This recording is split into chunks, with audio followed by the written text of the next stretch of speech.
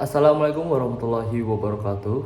Perkenalkan, nama saya Muhammad Reza Palevi dengan NIM 22552011110014. Kali ini saya akan review sebuah materi yaitu etika hukum. Dan pada kali ini saya hanya membuat review singkat saja. Pada pertemuan pertama ini yaitu pengenalan etika hukum. Pertemuan ini membahas tentang prinsip-prinsip etika dan hukum menjadi dasar dalam pengambilan keputusan bermoral.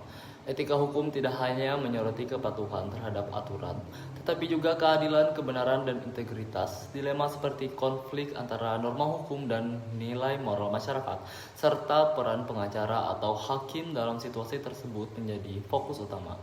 Pada pertemuan kedua, yaitu etika dan konsep terkait, mengulas konsep dasar seperti etika, moral, akhlak, norma, dan etiket sebagai pedoman perilaku.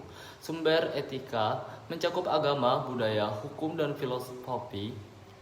Ditekankan bahwa etika bersifat lebih luas dan subjektif dibandingkan hukum, meski keduanya saling berkaitan juga. Juga dibahas perkembangan konsep etika mulai dari zaman kuno hingga modern dan penerapannya dalam kehidupan sehari-hari, dan juga kebajikan moral dan karakter individu melalui kebiasaan baik. Dan untuk di pertemuan ketiga, itu teori-teori etika dalam filsafat. Menggunakan 3 teori utama dalam filsafat etika. Yang pertama itu deontologi, menekankan kewajiban moral berdasarkan prinsip-prinsip universal dengan konsep imperatif.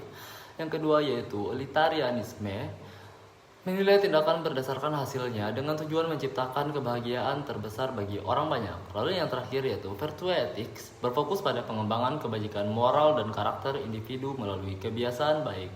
Untuk di pertemuan 4, pekerjaan dan profesi.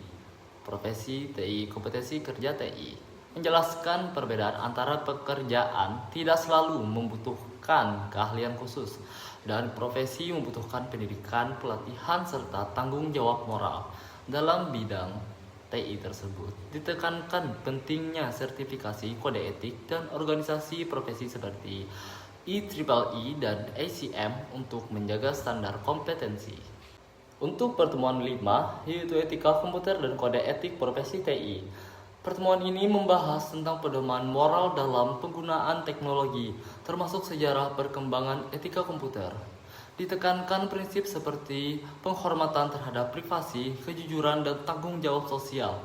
Pelanggaran seperti penyalahgunaan data dan manipulasi teknologi dijelaskan dampaknya serta upaya pencegahan melalui pendidikan dan penegakan hukum. Yang keenam, di pertemuan ke-6 ini, profesional dan profesionalisme kerja. Mengupas pentingnya profesionalisme yang mencakup integritas, kompetensi, dan dedikasi pada kualitas kerja dalam dunia TI. Tantangan tersebut seperti keamanan data, perubahan teknologi yang cepat, serta dilema etika menjadi fokus. Profesionalisme tidak hanya soal keahlian teknis, tetapi juga komitmen terhadap etika dan tanggung jawab sosial. Pada pertemuan 9 ini, yaitu etika manajemen dan faktor yang mempengaruhinya, membahas pentingnya etika dalam manajemen organisasi modern dengan prinsip kejujuran, keadilan, dan transparansi. Faktor internal seperti budaya organisasi, nilai-nilai manajer, dan sistem insentif, serta faktor eksternal seperti regulasi pemerintah, persaingan bisnis, dan ekspektasi masyarakat memengaruhi penerapan etika manajerial dalam bidang TI. Tantangan meliputi pelindungan data pribadi dan keamanan informasi. Etika manajerial yang baik menjadi kunci dalam menciptakan organisasi yang berkelanjutan dan bertanggung jawab. Pada pertemuan 10, yaitu nilai etika organisasi.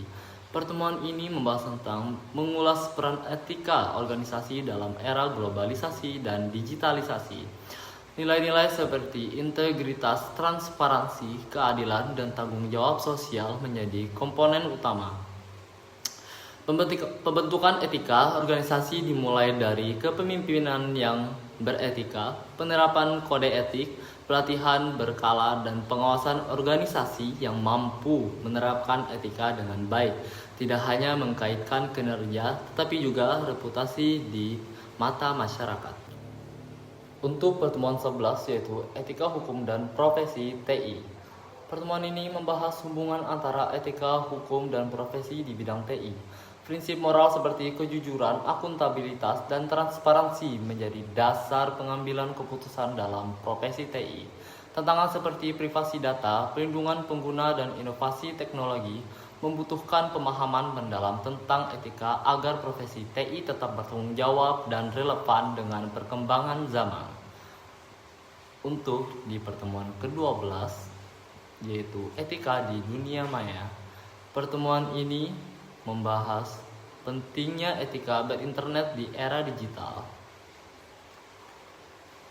Etiquette atau tata krama digital menjadi panduan untuk berkomunikasi sopan, menghormati privasi, dan menghindari tindakan negatif seperti hoax dan ujaran kebencian.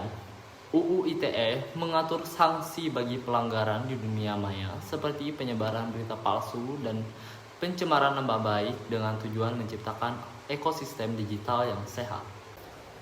Pada pertemuan ke-13 ini yaitu Cyber Law dan UU ITE. Pertemuan ini membahas Cyber Law sebagai aturan hukum dalam dunia maya, termasuk pelindungan privasi, transaksi elektronik, dan pencegahan kejahatan cyber. UU ITE di Indonesia berperan penting dalam mengatur aktivitas digital, mulai dari pelindungan data pribadi hingga penanganan kejahatan cyber. Tantangan global dalam penerapan cyber law meliputi yurisdiksi lintas negara dan perkembangan teknologi yang cepat. Dan di pertemuan terakhir ini yaitu pertemuan 14 yaitu cybercrime. Pertemuan kali ini mengulas kejahatan dunia maya seperti phishing, hacking, malware, pencurian identitas, dan penipuan daring. Dampaknya meliputi kerugian finansial, kerusakan reputasi, dan ketidakpercayaan terhadap teknologi. Pencegahan dilakukan melalui peningkatan literasi digital individu, penguatan keamanan organisasi, serta regulasi pemerintah. Kolaborasi antara individu, organisasi, dan pemerintah menjadi kunci dalam menciptakan lingkungan digital yang aman. Sekian dan terima kasih dari review yang saya telah buatkan. Saya mohon maaf sebesar-besarnya apabila ada kesalahan maupun kekurangan. Sekali lagi saya meminta maaf sebesar-besarnya. Wassalamualaikum warahmatullahi wabarakatuh.